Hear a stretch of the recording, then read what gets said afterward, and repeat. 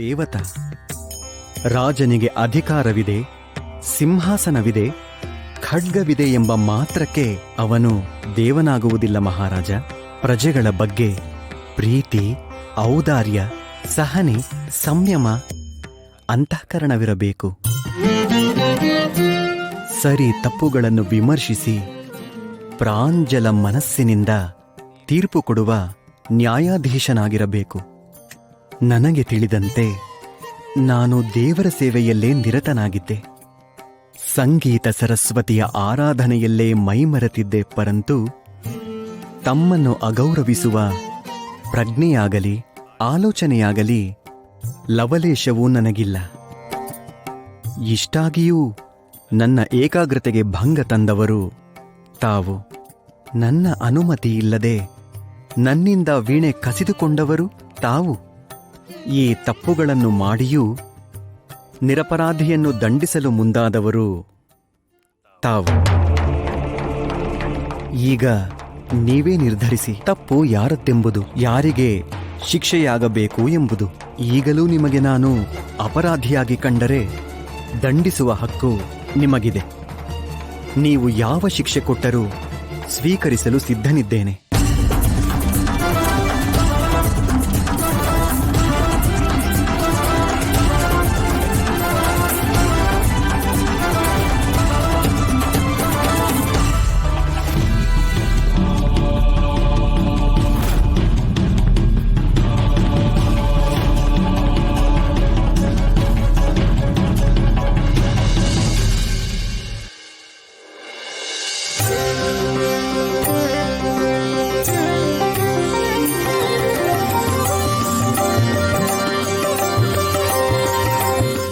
ಕ್ಷಮಿಸಿ ಆಚಾರ್ಯರೇ, ನಿಮ್ಮ ಪ್ರತಿಭೆಯನ್ನು ಅರಿಯದೇ ಹೋದೆ.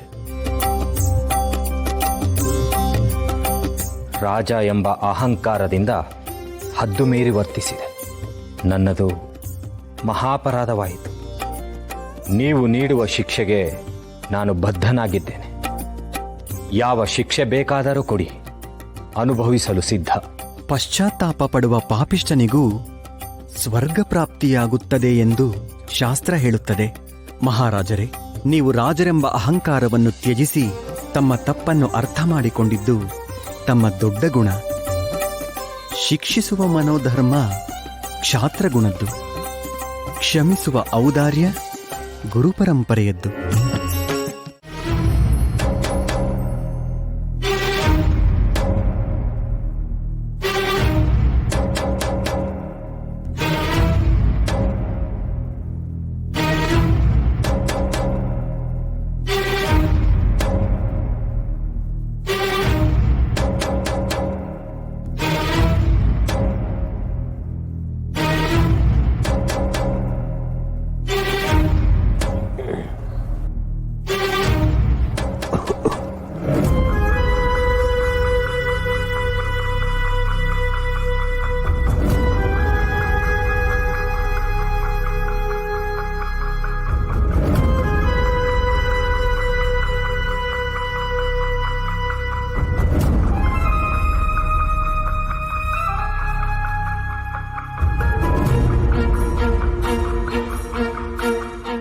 ನಾನು ಈ ಥರ ತಿಕ್ತಾ ಕೂತ್ಕೊಂಡ್ರೆ ಜೀವನ ಹೇಗ್ರಿ ನಡೆಯುತ್ತೆ? ನಾನು ಕೆಲ್ಸಕ್ಕೆ ಹೋಗ್ಬಿಟ್ಟು ಬರ್ತೀನಿ, ನೀವು ಸ್ವಲ್ಪ ನಿದ್ದೆ ಮಾಡಿ. ನನ್ನ ಮೈ ಮುಳ್ಳು ಚುಚ್ಚದಂಗೆ ಆಗ್ತಿದೆ, ನಿದ್ದೆ ಬರ್ತಿಲ್ಲ. ಹಾಗೆ ತಿಕ್ತಾ ಇರು. ನಾನು ಈ ಥರ ತಿಕ್ತಾ ಕೂತ್ಕೊಂಡ್ರೆ ಅಲ್ಲಿ ಮನೆ ಕೆಲಸ ಯಾರು ಮಾಡ್ತಾರೆ? ಓ, ಅಂದರೆ ನನ್ನ ಕಷ್ಟಕ್ಕಿಂತ ನಿನಗೆ ನಿನ್ನ ಕೆಲಸನೇ ಹೆಚ್ಚಾಗೋಯ್ತಾ? ಹೋ ಹೋಗೆ ಹೋಗು, ನಾನು ಇಲ್ಲೇ ಬಿದ್ದು ಸಾಯ್ತಿರ್ತೀನಿ.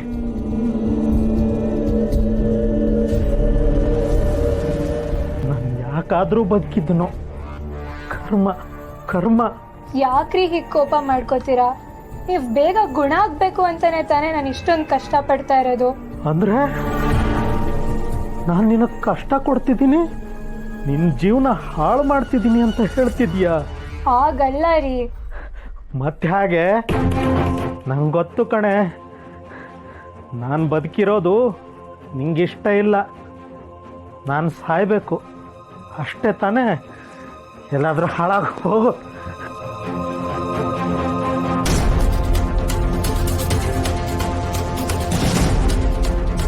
ಹೋಗು ಅಂದ ತಕ್ಷಣ ಹೊರಟೆ ಬಿಟ್ಟೆ ಅಲ್ಲೇ, ನಂಗೆ ಗೊತ್ತು ಬಿಟ್ಟು ಹೋಗಕ್ಕೆ ಕಾಯ್ತಾ ಇರ್ತೀಯ. ಹೋಗು ಹೋಗು, ನಾನು ಸತ್ರು ನನ್ನ ಹೆಣ ನೋಡೋಕ್ಕೂ ಬರಬೇಡ.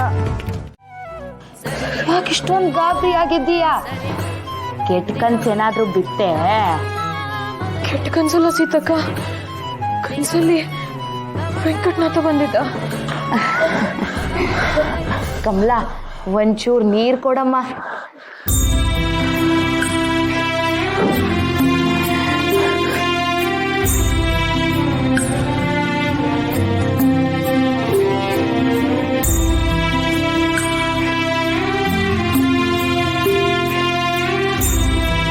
ಮಗ ಕನಸಲ್ಲಿ ಬಂದ್ರೆ ಖುಷಿ ವಿಷಯ ಅಲ್ವೇನೆ? ಅದಕ್ಕೆ ಯಾಕೆ ಇಷ್ಟೊಂದು ಗಾಬರಿ ಮಾಡ್ಕೊಂಡಿದ್ದೀಯಾ? ಹಾಗಲ್ಲ ಸೀತಕ್ಕ, ಕಮಲಾ ಅವನಿಗೋಸ್ಕರ ಅಂತ ಬಿಸಿ ಬಿಸಿಯಾದ ಪಾಯಸ ಮಾಡಿದ್ಲ. ಅದನ್ನ ಕೊಡೋಕೆ ಅಂತ ಹೋದ್ರೆ ಪಾಯಸ ಚೆಲ್ಲೋಯ್ತು. ಇದೇನಾದ್ರೂ ಅಪಶಕುನ ಅಂತ ಅನಿಸ್ತಾ ಇದೆ. ಅದಕ್ಕೆ ಯಾಕೆ ಗಾಬರಿ ಪಡ್ತೀರಿ? ಕನಸಲ್ವೇ?